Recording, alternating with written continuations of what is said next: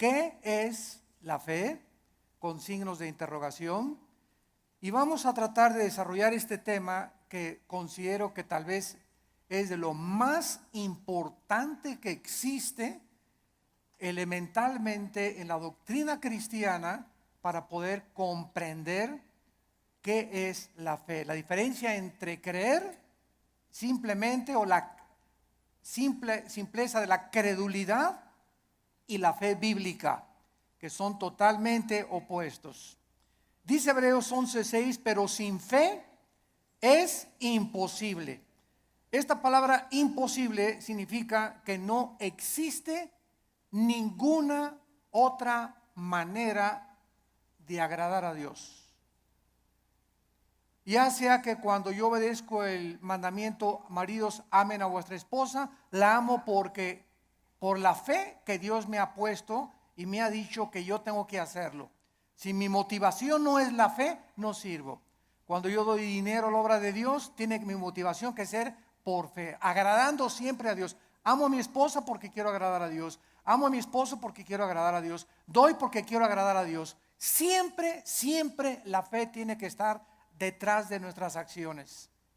Y si la fe no está detrás de nuestras acciones, no estamos agradando a Dios. Es imposible. La palabra imposible, insisto, significa que no hay posibilidad alguna de agradar a Dios de otra manera. Fíjense qué importante es esta conferencia. Y a continuación dice el Espíritu Santo, porque es necesario, o es implícito, que el que se acerca a Dios, ¿cómo nos acercamos a Dios? Creyendo que Él existe. Si tú te pones hoy en la mañana a orar, Señor, te pido por mi hija, mira que tiene 3 días que se fue mi hija. Oh, Señor, no tengo trabajo. ¿Tú crees que te estás acercando a Dios con fe? Bueno, primero tranquilízate, cálmate, tómate un chocho tal vez, ¿verdad? Para que te aplaques. Pero en un estado emocional donde está, Señor, por favor, etcétera, etcétera, es como si dijeras a Dios, tú no puedes, Señor, contestarme. Estoy lleno de aflicción y tú no puedes realmente contestarme. Pero yo me acerco a Dios y le digo, Padre, te doy gracias porque mi hija está en tus manos. Te doy gracias porque el trabajo que tengo por delante está en tus manos. Y gracias, Padre Santo, porque descargo mi corazón y al levantarnos de la oración, creemos que Dios nos escuchó. Pero si tú te levantas después de orar, con la misma aflicción, con la misma tensión, con el mismo estrés, con la misma ansiedad, vuélvete otra vez a hincar, porque no has agradado a Dios. A través de la oración, cuando nos acercamos a Dios, tenemos con nuestra acción, después de estar en la presencia del Rey, creer que realmente Él nos ha escuchado. Y además hay que creer otra cosa, que Él es galardonador. O sea que Dios nos va a recompensar todo vaso de agua que nosotros demos, un simple vaso de agua a cualquier persona en el nombre de Jesús. Dios no es olvidador ni deudor para olvidar lo que Él nos tiene que dar, para bien o para mal. Muy bien, vamos pues en el versículo 1 a tratar de encontrar alguna definición que nos ayude a sentar nuestras bases de qué es la fe para comenzar a construir arriba del versículo 1. Es pues la fe la certeza. La palabra hupostasis, que se tradujo certeza, es sustancia. La fe es una sustancia, es algo real, es una seguridad. ¿De qué cosa? De algo que viene. De algo, no de algo que tienes ya. Porque si lo tienes ya, ya no es fe. Entonces la fe está relacionada con el futuro. Siempre, siempre con algo que no tienes y que viene. Y que tú tienes que estar seguro que viene.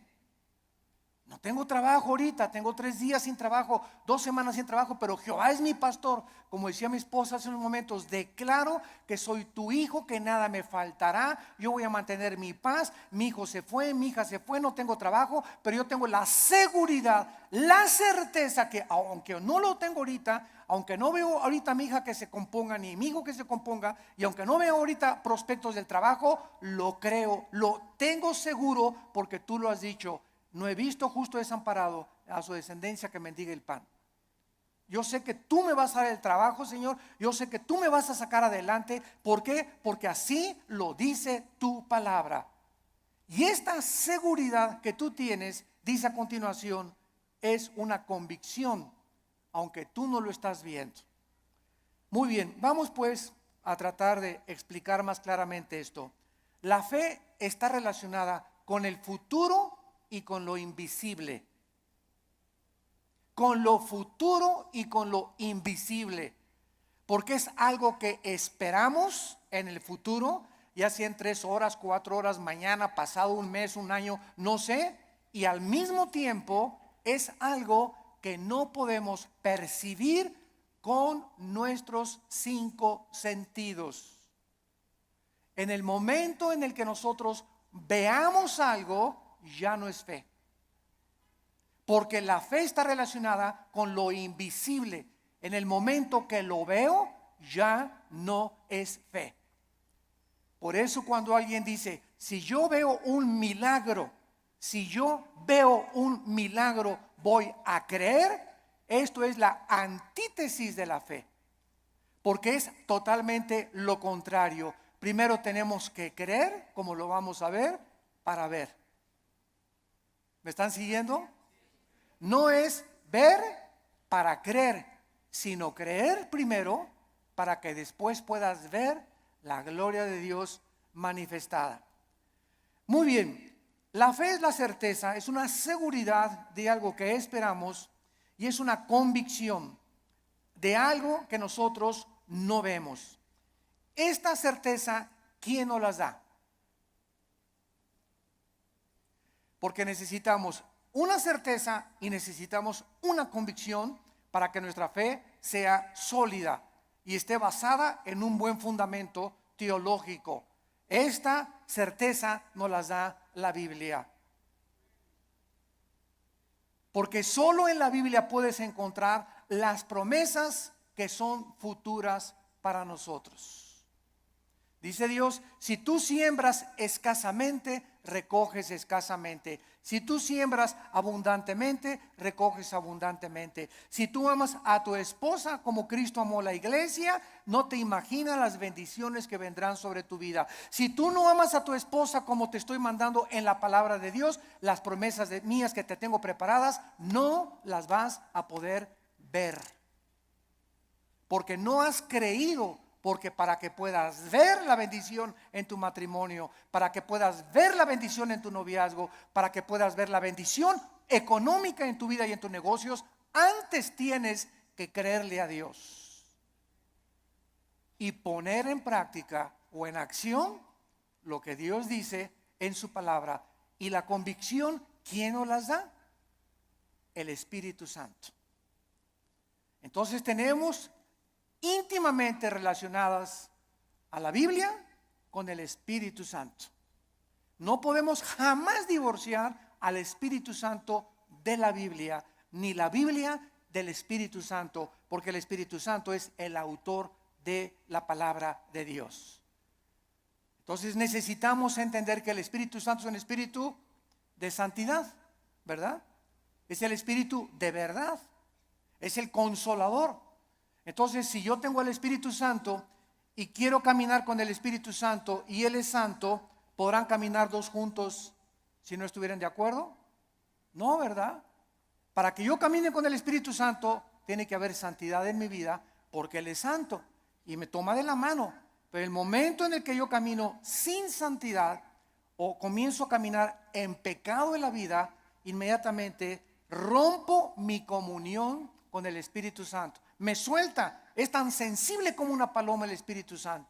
Inmediatamente vuela, no se hace a un lado y me encuentro caminando yo creyendo que Dios está conmigo, creyendo que el Espíritu Santo está conmigo y estoy caminando en la carne. Es lo que se llama caminar en la carne. Y la carne es muy consagrada, ¿eh? La carne es muy religiosa. La carne adora a Dios y por acá y por allá, y sin embargo podemos hacer muchas cosas sin la ayuda de Dios en nuestra vida. Muy bien, veamos ahora que entonces la fe está relacionada con dos realidades eternas e invisibles, con Dios y su palabra. La verdadera fe bíblica está limitada a la Biblia.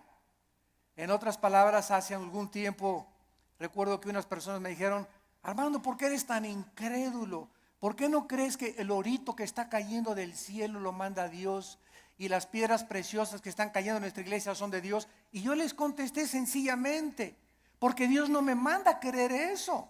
Yo creo lo que la Biblia dice, pero el hecho de creer cualquier fenómeno o cualquier acción, aunque sea milagrosa, no implica que sea de Dios. Porque el diablo puede hacer fenómenos y puede hacer milagros también. Entonces no me pueden nadie catalogar, ni tampoco a ti clasificarte como que eres un incrédulo y no lo crees. Claro que lo creo, pero si está en la palabra de Dios. Pero si yo encuentro en Proverbios capítulo 2 que la Biblia me manda y me dice que busque la sabiduría y no las piedras preciosas y no el oro, ¿qué me está diciendo el Espíritu Santo con estas experiencias que se están manifestando en muchas iglesias? Que estas iglesias están tanto en la carne, que está ahora siendo engañadas. Pues quieren eso, quieren circo, maroma y teatro, quieren ver milagros, pues eso les voy a dar, como hizo Dios con los judíos en el desierto. Quieren comida, pues se las voy a dar hasta que les llegue hasta aquí. Y los atascó de codornices hasta que los volvieron el estómago.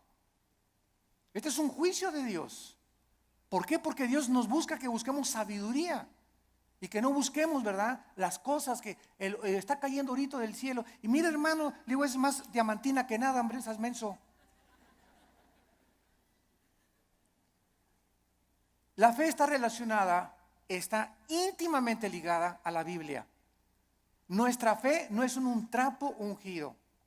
Hermano, voy a ir al río del Jordán.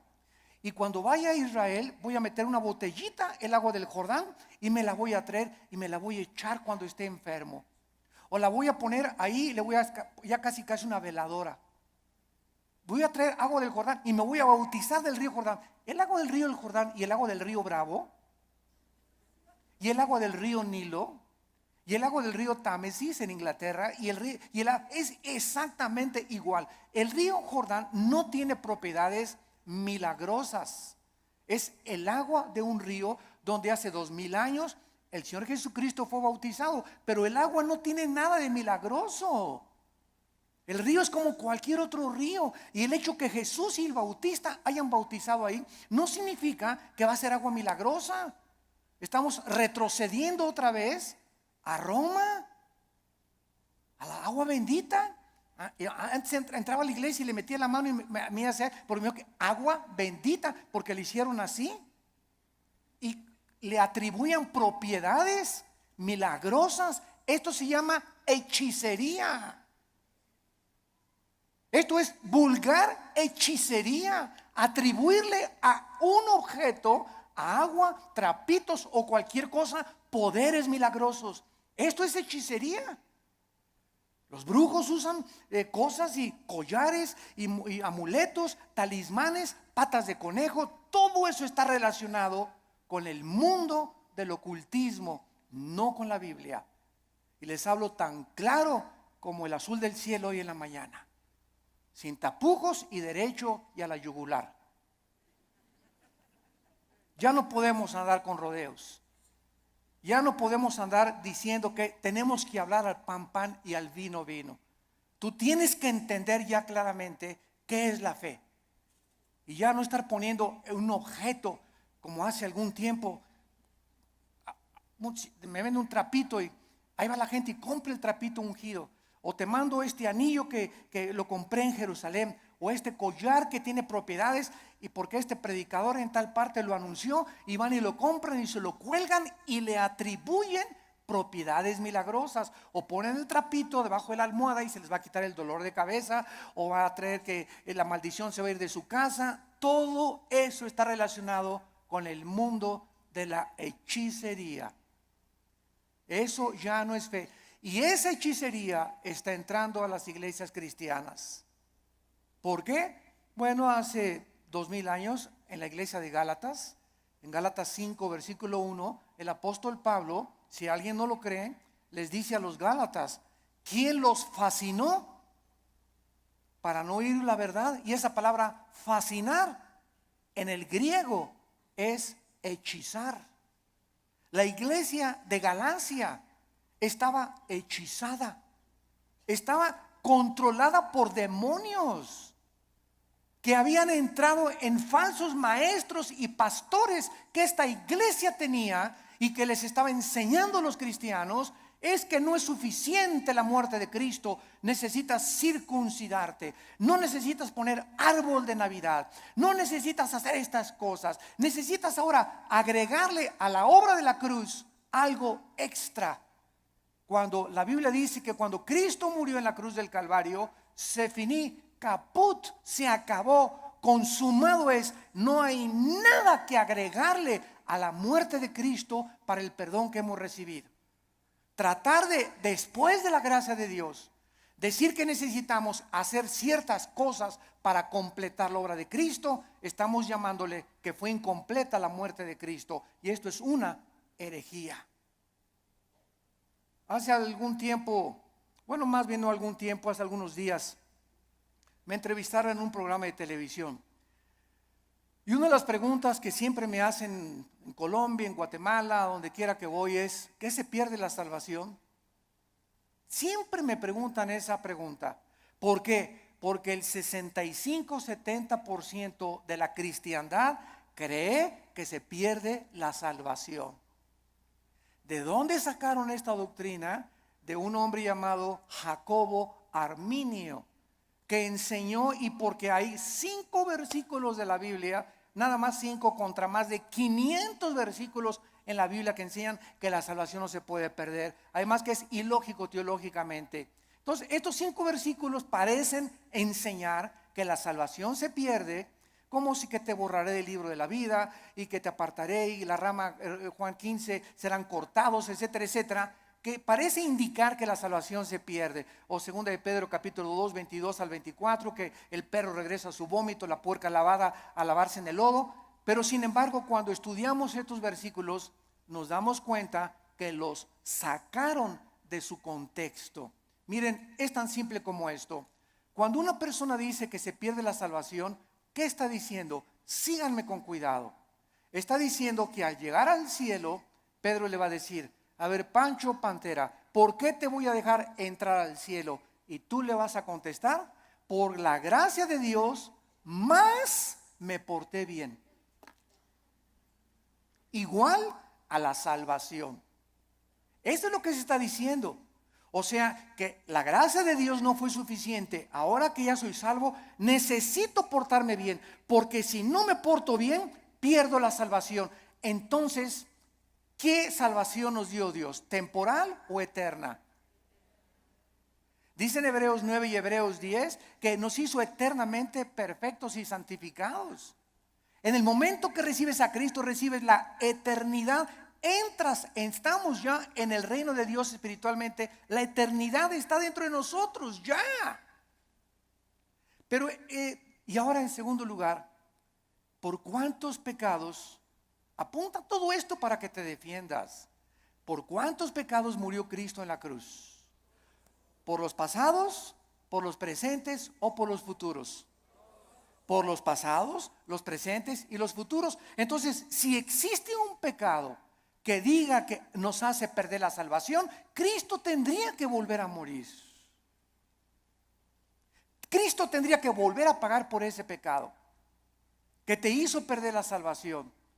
Porque la muerte de Cristo solamente te perdonó los pasados, pero los que tú cometas, tú eres responsable. Y si hay alguno que cometas, entonces Cristo tiene que volver a morir. Y entonces ya Cristo no murió por los pecados pasados, presentes y futuros, sino solamente por los pasados. Porque los que estás cometiendo, tendría Cristo que estar muriendo muchas veces para estar pagando por ellos. Ahora, si tú cometiste un pecado que te hace perder la salvación, la pregunta de los 64,000 pesos es: ¿cuál es, Pancho? ¿Qué pecado nos hace perder la salvación? Dice 1 de Juan: ¿la sangre de Cristo nos limpia? Solo de algunos. Eso dice: ni el homosexualismo, ni el divorcio, ni el transexualismo, ni el robo, ni el crimen, ni el asesinato. Ninguno de estos pecados es el pecado imperdonable. Ninguno de estos pecados es la blasfemia contra el Espíritu Santo. El único pecado que no tiene perdón no lo pueden cometer los cristianos, solo los no cristianos, que es la blasfemia contra el Espíritu, rechazar la gracia de Dios. Hechos 7, 51 y 52, que es el pecado que cometieron los fariseos. Que después de ver, después de oír al Hijo de Dios, después de oír la aplicación de la palabra, no te quiero, no te quiero, no te quiero. Pero un cristiano, 1 Corintios 12, 2, no puede por el Espíritu ni siquiera blasfemar o maldecir al Espíritu Santo. Antes de ser cristianos, todos blasfemamos el nombre de Dios. Todos blasfemamos contra el Espíritu Santo antes de ser cristianos, ¿no es verdad? Todos cometimos pecados tremendos. Ahora, cuando nos muramos, otra pregunta, cuando nos muramos, ¿cuántos van a morir perfectos? ¿Dónde está San Anastasio por aquí? O Santa Rita de Casia. Cuando muramos, vamos a morir en pecado. A lo mejor hoy en la mañana le grité a mi esposo y me muero a las 2 de la tarde, ya me morí en pecado. A lo mejor hiciste una mentira a las 3 de la tarde y te da un ataque al corazón a las 7 de la noche, ya te moriste en pecado. Te pasaste un alto, ya te moriste en pecado si chocas. Todos nos vamos a morir con algún cierto de pecado, pero esos pecados ya fueron puestos en la cruz del Calvario. Entonces tendríamos que ir al purgatorio para pagar por esos pecados con los que morimos y no los pudimos confesar. Todo esto es absurdo y irracional teológicamente. Y podemos continuar así con los pactos, con la gracia. ¿Qué es la gracia, no?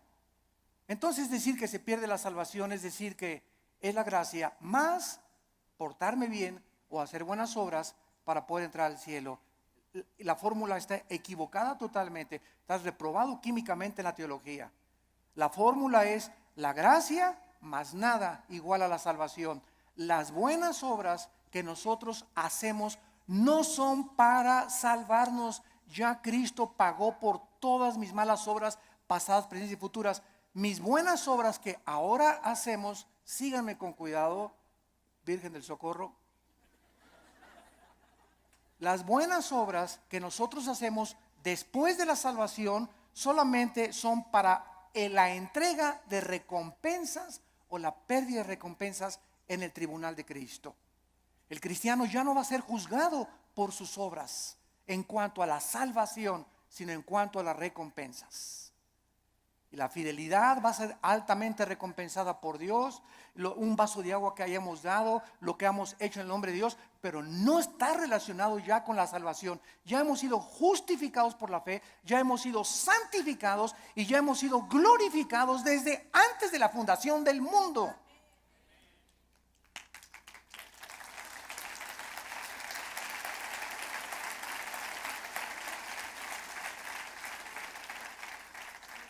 Tenemos que desenterrar otra vez la doctrina de la salvación en el siglo XXI y volverla a enseñar claramente, porque el pueblo de Dios en los errores en que está cayendo es por no tener bases teológicas firmes, doctrinales, de una doctrina elemental como la gracia y la salvación. Y por todos lados, porque todo el mundo lo cree, yo también lo creo. Demuéstramelo con la Biblia y lo voy a creer entonces. Pero no voy a creer que porque todos creen que se pierde la salvación, yo voy a creer que se pierde la salvación. Yo te lo demuestro y se los dije en la televisión, tenemos el debate con el que quiera y se lo demostramos, ¿verdad? Que es absurdo seguir creyendo que se pierde la salvación. Ahora muchos dicen, bueno, como ya no pierdo la salvación, me voy a portar ahora sí, le voy a dar vuelo a la hilacha, ¿verdad? Bueno, dice Gálatas 5:10 que fuimos llamados a libertad, solamente que no usemos la libertad como ocasión para la carne. La persona que dice eso, con que no puedo perder la salvación, puedo hacer lo que quiera, no es salvo. No es salvo, porque si tienes al Espíritu Santo, no vas a tratar de aprovecharte y tomar la gracia de Dios como una licencia para pecar. Eso demostraría Romanos 6, que pues pecaremos para que la gracia de Dios abunde. De ninguna manera, porque los que hemos muerto con Cristo, ¿cómo vamos otra vez a pecar? O a tratar de pecar voluntariamente. ya demostraría que ni siquiera tenemos la salvación. Bueno, esto es importante en relación con la fe.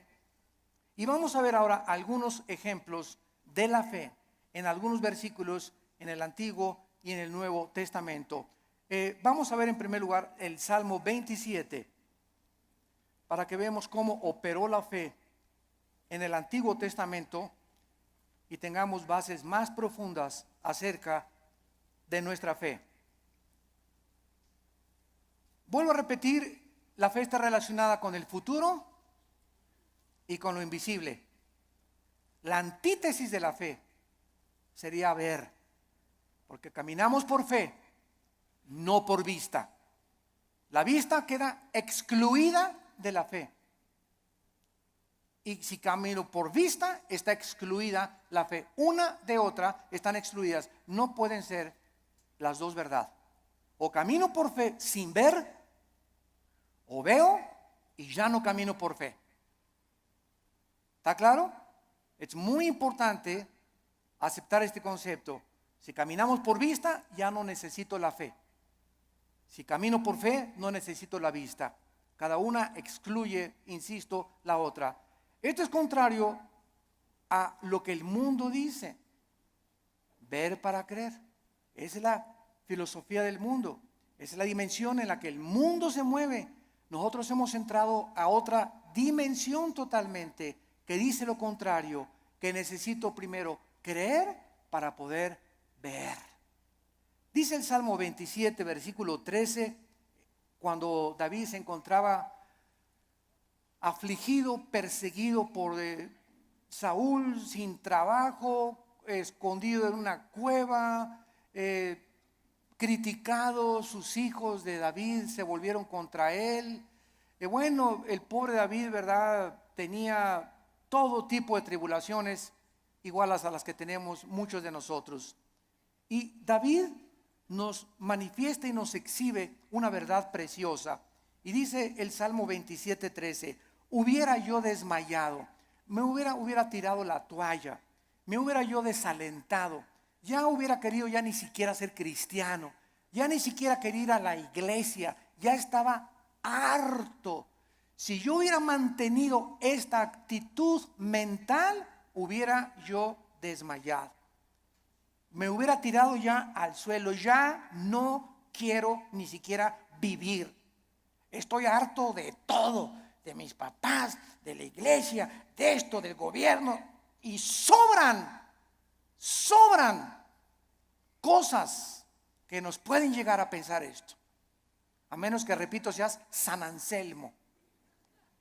Pero todo cristiano llegamos a estar, ¿verdad?, hasta, decimos vulgarmente en México, hasta el gorro.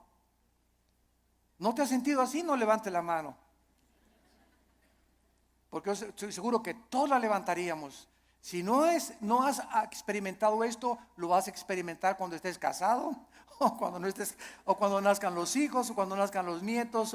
Pero todos, hay muchas épocas en la vida en la que nos llegamos a sentir tan oprimidos por los problemas que ya no quisiéramos ni siquiera vivir. ¿Quiénes son los suicidas? Las personas que se les ha cerrado totalmente el mundo, se han sentido sin ninguna ventana, sin ninguna luz, sin ninguna esperanza, sin ninguna solución más que dejar de vivir. Escaparse por una puerta falsa. Y dice David que él había llegado a esa situación. Y entonces encontramos lo que lo salvó: si no creyera. Si no creyera, ¿qué veré? Primero, ¿qué cosa? Creyó. Y después venía la vista.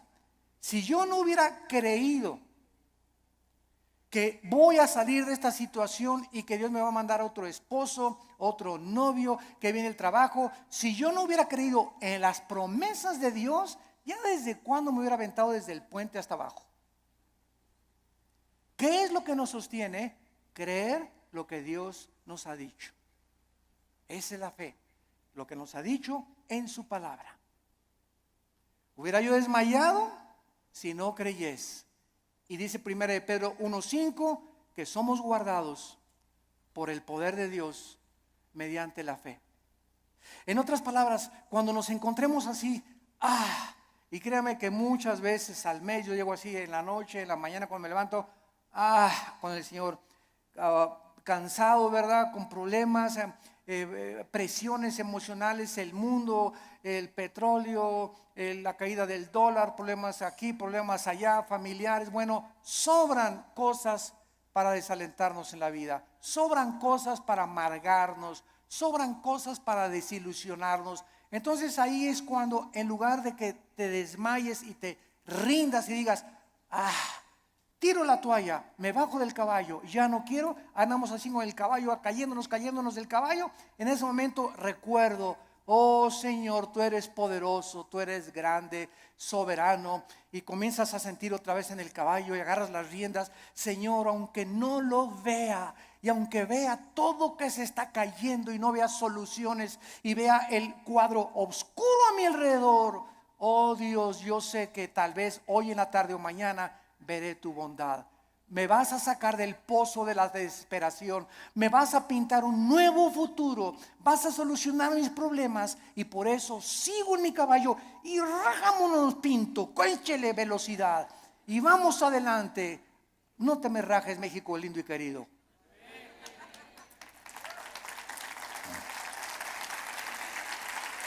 No nos echemos para atrás.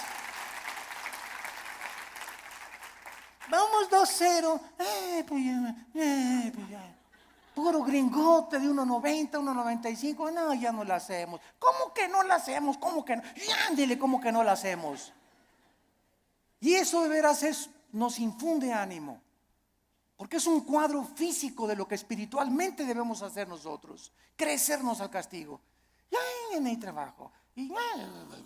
Y nadie me quiere. Y me dicen risitos de oro, pero tengo nariz de corcholata. ¿Sabes una cosa? Bueno, ¿por qué comenzamos a sentirnos así? Porque estamos viéndonos en el espejo, porque estamos viendo la situación, porque estamos caminando por vista. Olvídate y desconéctate de lo que ves y lo que por tus 5 sentidos entran, y conéctate con la palabra de Dios. Diario ven a la Biblia en la mañana, cargar las pilas, la energía. Chupa la fuerza espiritual que Dios tiene para nosotros, que es la que nos va a sostener. Nos separamos de la Biblia y nos vamos al suelo. Hebreos 11:27, otro ejemplo en el Nuevo Testamento de Moisés. Hebreos 11:27 dice así: por la fe, por creer lo que Dios había dicho, porque la fe nunca la desconectemos de la Biblia. Por creer lo que Dios ya había revelado en su palabra en el Antiguo Testamento, Moisés dejó Egipto. Si él hubiera sido guiado por sus emociones, vean ustedes, el temor, que es el más grande enemigo de la fe. El temor. El temor es la antítesis de la fe, es lo opuesto de la fe. Si Moisés hubiera dicho, el rey, si me voy me va a mandar los soldados, me mata, me corta la cabeza, él es el emperador de Egipto. Pero Moisés no vio al emperador de Egipto, no el temor que comenzó a meterse, porque el temor así entra como la termita, ¿verdad? Y comenzamos a sentir así que, y el temor, y comenzamos hasta a sudar frío, y comenzamos a temblar por el temor, y saldrá esto, y saldrá de la operación mi abuelita, y podremos,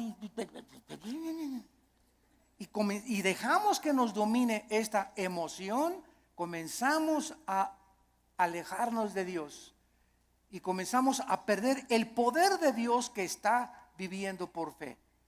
Moisés dijo, antes de tenerle miedo al faraón, antes de tenerle miedo a su abogado, antes de tenerle miedo a mi suegro, antes de tenerle miedo a mi ex esposo, antes de tener miedo de nada ni de nadie en este mundo, tengo temor de Dios. Y eso fue lo que hizo Moisés. No vio el temor del emperador, los ejércitos que tenía, y dejó Egipto. No fue gobernado por el temor, sino creyó lo que Dios le había dicho y venció sus emociones. Porque se sostuvo como viendo físicamente a Dios. ¿Eso dice? Este está en tercera de Pancho 3:1. Porque se sostuvo viendo algo que no se veían con sus ojos, ni se experimentaba empíricamente con sus 5 sentidos. Se sostuvo por algo que nadie podía ver, pero él sí podía ver, y podemos ver los cristianos, que es a Dios. Viendo al invisible. ¿Con qué ojos lo vemos? Con los ojos de la fe. Es un par de ojos que el Espíritu Santo nos ha entregado que el mundo no tiene. Vemos no lo que vemos, vemos las cosas que no se ven, porque las que no se ven son más reales que las que se ven. Esto fue lo que hizo que Moisés se pudiera sostener. La fe nos capacita para ver lo que el mundo no puede ver. No hay trabajo, no hay esto, no hay aquello. El mundo, terremotos, se cae. Ahora que fue el terremoto de Japón, no sé si vieron ustedes un video de los muchos que han pasado, que primero el terremoto, el tsunami y el puntillazo, la fuga de gas radioactivo. Y pasaron a una japonesita que era cristiana, como de 80 años de edad. Y está la japonesita en el video caminando y dice: aquí estaba mi casa.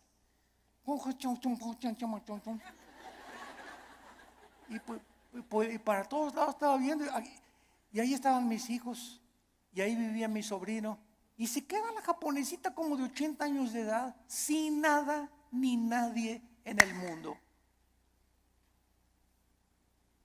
ni una cobija donde acostarse, y se hace así las cabezas y dice: pero tú me seguirás sosteniendo.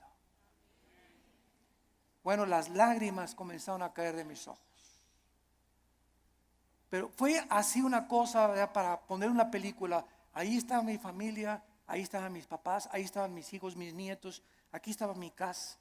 No hay nada. Imagínate, de la noche a la mañana quedarte sin familia, ni vecinos, ni papá, ni mamá, ni nada, y levantar los ojos: pero tú me seguirás sosteniendo. Esa es la fe. Sostenidos viendo lo que no se ve, con los ojos y la seguridad y la certeza y la convicción de lo que Dios ha dicho: no te dejaré ni te desampararé, aunque se acabe todo a tu alrededor. Veamos ahora en Juan capítulo 11. Juan capítulo 11, versículo 39 y 40. Se muere Lázaro. La familia de Lázaro eran las hermanas Marta y María. Marta es un ejemplo de la mujer afanada, María un ejemplo de la mujer que se acerca a Dios. Pero las dos nos representan a todos nosotros. No porque te digas Marta va a ser afanada, ¿verdad? Pero es un ejemplo solamente de que todos nosotros padecemos esta debilidad, de que muchas veces queremos ver para creer, y tenemos que dominar esa tentación y ese impulso de nuestra antigua naturaleza. Entonces aquí en Juan 11:39 dijo Jesús: quiten la piedra. Marta, la hermana del que había muerto, dijo: Señor, y ella, porque es de 4 días. Jesús le dijo: ¿no te he dicho que si crees, verás? Ahí está otra vez.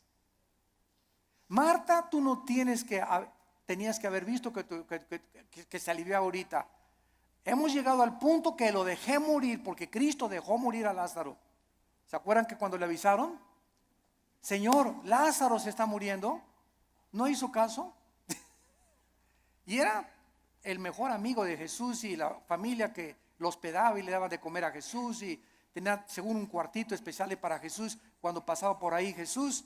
Y no hizo caso Jesús, y Lázaro se murió.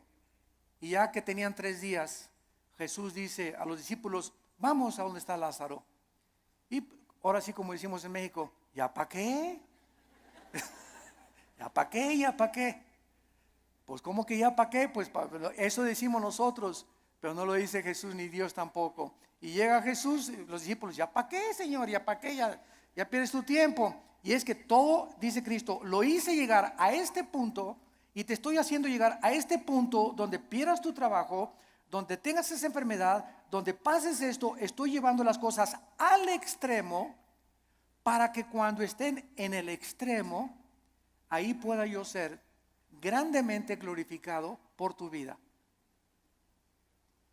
Yo cuántas personas he visto que se enferman de cáncer y que son sanadas y que dicen, Dios mío, hasta los médicos, pero esto es un milagro. Pero si no hubiera sido esa enfermedad, no hubiera sido glorificado Dios. Si no hubieras perdido tu trabajo y un trabajo te viene milagrosamente, ¿cómo podrías decir, Señor, solo tú pudiste haberme dado este trabajo? Fue un milagro. Así como ayer la selección mexicana fue un milagro que ganara. Pero aquí no se mete, ¿verdad?, la fe. O sea, 2-0 decimos, ya al 2-0, yo ya iba a pagar la televisión. La neta. Dije, ya, otra goliza. ¿Cómo nos vamos a levantar de un 2-0 con estos gigantones de gringos, verdad? Y cuando viene y te das cuenta, ¿no? Que, caray, digo, lo que no parece, se puede convertir en una realidad. Entonces muchas veces Dios deja que lleguemos a ese 2-0 y que parezca que todo está perdido. No está perdido, porque Él es Dios y Él es alguien que ha dicho, no te dejaré, desampararé, estaré todos los días contigo hasta el fin del mundo. Podemos, aunque perdiere mi padre y mi madre, con todo Jehová no me dejará, porque Él es nuestro sostén. Y le dice Cristo a Marta, si tú crees, vas a ver la gloria de Dios. Tenemos que ver espiritualmente para poder creer. La gloria no puede venir hasta que no creamos. Por ejemplo, en el área económica, en el área matrimonial, en el área de relaciones sociales, en el área de nuestras amistades, en todo esto se cumple primero creer para ver. Dios le dice a los maridos, amen a su esposa. Tú amas a tu esposa sacrificialmente y comienzas a quitar todas las imágenes de otras mujeres de tu vida, etcétera, etcétera, y ve Dios tu fidelidad mental y espiritual, porque los pensamientos no le engañan a Dios. ¿Qué hace Dios cuando un hijo está haciendo lo que la Biblia dice porque quieres agradar a Dios? Te bendice. No te imaginas cómo te bendice. Señor, pero que tú ya tiene 20 kilos de más, Señor. ¿Cómo tú? ¿No puedes cambiar una llanta vieja por una nueva? Como dicen en Guanajuato, ¿verdad? Y sabes una cosa, que cuando estamos casados no es solamente la pasión. La pasión dura la luna de miel 3 o 4 días y dura también en el triunfo del amor. Pero todas esas pasiones que tú ves y esos enganches que se dan esas cosas no duran. Y claro que nos seguimos besando y todo, ¿verdad? Pero entonces ya entras al matrimonio y ya entras a un nivel donde no solamente es pura pasión, hay problemas y bajadas y comienzas a entrar a una madurez donde maduras con tu esposa y te das cuenta que es una relación que tiene que durar toda la vida hasta que la muerte nos separe, porque está basada en un cordón de 3 dobleces, que es Jesucristo. Entonces ya no está basada tanto en el físico como en una relación espiritual, porque los matrimonios que duran son los matrimonios que los dos son discípulos de Cristo. Cuando dos caminan hacia Dios, es como un triángulo. Dios está en la punta del triángulo y aquí está el hombre y la mujer. Cuando el hombre y la mujer caminan los dos siguiendo a Cristo, cada vez están más cerca el uno con el otro, porque más cerca están de Dios. Y ya podemos vencer esas cosas de cámbiame, la verdad. Oye, es que no vas a tener Miss México toda tu vida. ¿Qué querías, verdad? Que tu esposa te durara así. Tiene que dar a los 50 años tu esposa, a los 60 años tu esposa. El cuerpo se deforma, igual él tiene panza de Santa Claus ya también, ¿verdad? Pero nos seguimos queriendo. Entonces nuestra antigua naturaleza demanda ver para creer, puesto que depende de los sentidos, pero no de la palabra de Dios. Y veamos en penúltimo lugar 2 Corintios 4. 2 Corintios 4, versículos 17 al 18. Y dice el apóstol Pablo, esto es tremendo. Estamos tratando de encontrar la fe en el Antiguo y en el Nuevo Testamento en algunos pocos versículos. 2 Corintios 4, 16 y 17 al 18. Por tanto, otra vez dice Pablo, no desmayamos. Qué peligroso es darnos por vencidos. Qué peligroso es tirar la toalla en la vida cristiana. Qué peligroso es desesperarnos. Qué peligrosísimo es desanimarnos. Qué peligroso es. Porque cuando un cristiano es animado, se te viene una horda de demonios que van a agravar tu situación. Se va a convertir en una cosa crónica en tu mente. Vas a comenzar a sufrir unas depresiones. Las personas que sufren de depresión continua, todos somos deprimidos de vez en cuando. Pero cuando somos deprimidos ya 3, 4, 5 días deprimido, estás bajo ataque del maligno. Porque el fruto del Espíritu es paz, gozo y amor. ¿Por qué has llegado a esa situación que estás así, que ni te toquen porque brincas? Porque tienes una semana, 2, 3 semanas que te soltaste la palabra. Y comienzas a desmayar porque no estás aferrado a la palabra de vida. Por tanto, no desmayamos, dice el apóstol Pablo. Antes, aunque nuestro cuerpo exterior se va desgastando, el interior no obstante se renueva de día en día. ¿Saben ustedes que lo peor que existe para una persona es verse en el espejo? Bueno, claro que tenemos que peinarnos, ¿verdad? Y rasurarnos, etcétera, etcétera. Pero cuando ves, ya tengo 50 años, viejito, ya. No, ya tengo 70, ya para qué, ya voy de salida. ¿Cómo que vas de salida a los 70 años? Ya tengo 80, ya voy de salida, ya para qué. ¿Cómo que vas de 80? A los 80 años Moisés fue llamado por Dios. A los 80 años Caleb le dijo a Josué, dame más montañas para conquistar. Cuando comenzamos a vernos físicamente, no, pues es que dice que a los 60, a los 70 se deteriora el cuerpo. Eso dice la ciencia, pero dice uno de los salmos que cuando nosotros confiamos en Dios, seremos fructíferos como las palmeras, tendremos fuerzas como las del búfalo y creceremos como los cedros del Líbano para continuar anunciando la justicia de Dios. ¡Qué viejo ni qué viejo! Dejemos que nuestro cuerpo se siga desgastando. Yo les he hablado tantas veces de nuestra abuela materna que murió hace algún tiempo, de 97 años de edad. Mi abuelita 97 años de edad no usaba bastón. Nunca se convirtió a los casi 80 años de edad, después de haber sido 30 años presidenta de la Acción Católica de México. A los 80 años de edad, vivió todavía 17 años más a los 97 en sus 5 sentidos. Y se levantaba a las 7 de la mañana, se emperifollaba y se ponía su loción Sanborns, se cubría todo, ¿verdad? Y caminaba, era la loción famosa en aquel tiempo, ¿verdad? Y la más barata también. Y estaba a los estudios y la llevaba a los estudios en la mañana y en la tarde. ¿Ahora dónde vamos, hijito? Me decía a las 5 o 6 de la tarde el domingo. Le digo, abuelita, tú a tu casa y yo a la mía, le decía. Porque todavía traía cuerda a los 95, 96 años, traía cuerda todavía. Porque, a ver, y vamos a ver una película mejor de Walt Disney, ¿no? Y llévame a cenar, abuelita, que me desgastas, abuelita, me debes más de 50 años de edad. Pero ¿qué era lo que la sostenía ella? Y que era, nunca, siempre el gozo, siempre contenta, ¿verdad? Regañando a todos y por aquí y por allá. Se parece mucho a mi mamá, ahorita ustedes la conocen, a la general, a mi mamá, ¿verdad? Sobre todo los que van a Liti. Pero esa es energía que necesitamos tener. Y no estar, ya tengo, cacle. El interior se va renovando. Y este cuerpo corrupto vas a echar a los gusanos y al panteón y vamos a resucitar. Así como una semilla contiene un árbol y fruto y ramas, esa semilla, ahí está todo. Así cuando se siembra va a resucitar en un cuerpo glorificado. Y nos vamos a ver, y cuál cacle ni qué nada, ¿verdad? Sino que tenemos que mantener esa energía y esas fuerzas, esas ganas para vivir para Dios. Porque los que se mueren pronto son los que no tienen ganas de vivir para Dios. Ya, para que ya yo llegué, ya voy de salida.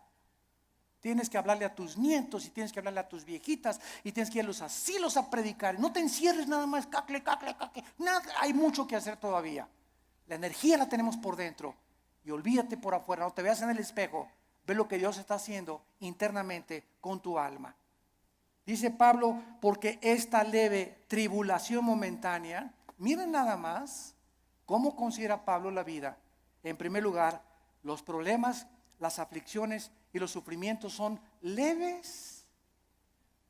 Dice Pablo, es como si un mosquito me hubiera picado. Todo lo que he sufrido, las pedradas, la persecución, me arrastraron, mis hijos me dejaron, a mi esposa las violaron, fui castigado por Dios. David y Pablo, todo lo que sufrió y lo encerraron en la cárcel, todo ha sido leve y además temporal, momentáneo, porque Pablo no veía y como un perro, pobre de mí, ya no me quieren ni mis nietos, se acuerdan de mí, ya nadie me quiere. Y comienza a ser como un perro ahí en el rincón, lamiendo tus heridas y compadeciéndote, y esa autolástima que va a hacer que te hundas y te pintes más rápido. Que te vayas, más rápido. A veces me olvida que no estoy con los jóvenes. Es leve y es temporal. Produce en nosotros un cada vez más excelente peso de eterna gloria. No mirando las cosas que se ven. No mirando las cosas que se ven. Ahí está otra vez la fe. Si miran las cosas que se ven, nos desmayamos, nos desanimamos, nos hundimos. Miremos las promesas de Dios, sino las que no se ven, porque las que se ven son temporales, pero las que no se ven son eternas. Gracias por tu palabra, Señor. Señor, gracias por alimentarnos, edificarnos, animarnos con tu palabra. Gracias por aclararnos tantos conceptos que están siendo atacados. Estamos siendo invadidos por doctrinas extrañas que se han acabado aceptando como si fueran la verdad. Regresemos a la Biblia. Volvamos otra vez a abrir las páginas santas de la Biblia para que el Espíritu Santo alumbre nuestro entendimiento y podamos ver la gloria de Dios en la faz de su Hijo Jesucristo. Gracias porque sin esta fe, sin creer en lo que tú nos has dicho, no existe ninguna otra manera en que te podamos agradar. Porque así tú, Señor, lo has determinado. En esta mañana muchos de ustedes que nos ven a través de la televisión y aquí presentes, tal vez eran crédulos. Y tú le llamabas fe a lo que te habían enseñado en tu familia o en tu religión, sin saber en qué estaba basada lo que te habían enseñado. Pero la fe requiere de conocimiento, porque necesitamos conocer, porque viene por el oír y el oír por la palabra, para que tenga una fe que salve tu alma. Ven a Cristo en esta mañana, entrégale tu vida diciéndole estas palabras: Señor, te doy gracias porque creo que en la cruz tu Hijo Jesús murió en mi lugar, que a los 3 días Él no se quedó en la tumba, tú lo levantaste de entre los muertos, dándome la garantía que yo también volveré a vivir juntamente con Él. Señor Jesucristo, te pido que entres a mi vida. Me arrepiento de mis pecados. Lávame con tu sangre preciosa. Sé para mí mi Señor ahora y mi Salvador, porque quiero ahora ya no vivir conforme a lo que veo con mis ojos físicos, sino con los ojos espirituales que en este momento me estás trasplantando tú, para poder ver tu gloria en tu palabra. En el nombre de Jesús, amén. Gracias a Dios por su palabra. Gracias a Dios por la Biblia. Vida Nueva para el Mundo se sostiene y propaga el mensaje de salvación de Jesucristo. Gracias a Dios, provee recursos para crear una comunidad y organización sana. Llevemos juntos el Evangelio de Jesucristo al mundo entero. Realizamos eventos, seminarios, congresos y diferentes programas para dar a conocer el mensaje de salvación y el poder de nuestro Señor, transformando y edificando vidas de mujeres, hombres, niños alrededor del mundo. ¿Qué pasa cuando decides hacer tu donativo? Aunque no puedas llevar la palabra personalmente a todo el mundo, de esta forma lo estás haciendo. Con tus donativos o aportaciones, estás sembrando y formando parte de lo que Dios está haciendo en su obra. Estás ayudando a traer luz a la oscuridad, paz al conflicto y esperanza a los que no tienen ninguna. Dona desde México.